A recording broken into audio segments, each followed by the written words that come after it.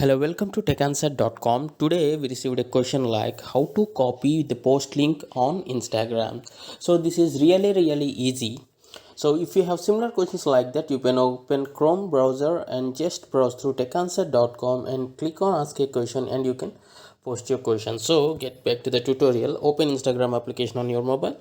Okay, this is on the home page of Instagram. To view your particular post, or I mean to copy your link, click on your profile, and here if you observe, there are three dots here, right? You need to click on that and you need to click on copy. So the link is copied now. Okay, now the link is copied. You can just open WhatsApp and open one of your contact and press and hold, and you can see the paste option. You can share it in this way.